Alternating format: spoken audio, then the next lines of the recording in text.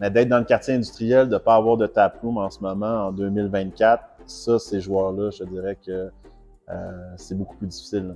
De te faire reconnaître juste par de la canette et de la bonne bière. Il y a tellement de bons brasseurs, tellement de bonnes brasseries. Puis maintenant, le marché il est éclaté. Là. Si je me trompe pas, il y a comme 330 permis de brasseurs en ce moment là, dans ce coin-là. Là. C'est énorme. Là. Pendant un bout, les sections de bières de microbrasserie agrandissaient. Ben là, ils diminuent un petit peu. On est le même nombre de joueurs, mais pour des tablettes un peu plus petites. Fait que oui, on peut pas être nécessairement partout. Il y a le prix des ingrédients qui est en hausse depuis quelques années, qui fait quand même mal à notre marge de profit.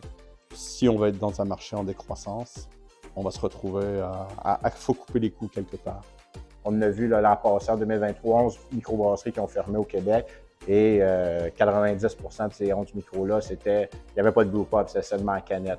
Les grands joueurs reviennent beaucoup vers la carte des bières importées. C'est plus les Molson X, les Coors Light qui mènent le cheval de bataille, mais c'est toutes les bières importées d'Europe, du Mexique qu'on n'avait pas avant qui viennent.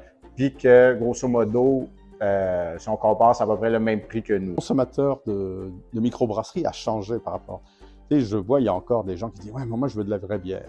Je veux pas une XM IPA, j'en peux plus. » Mais ça va chercher une part de marché qui est très grande et ça a délaissé un petit peu les buveurs de microbrasserie qu'il y avait à l'origine.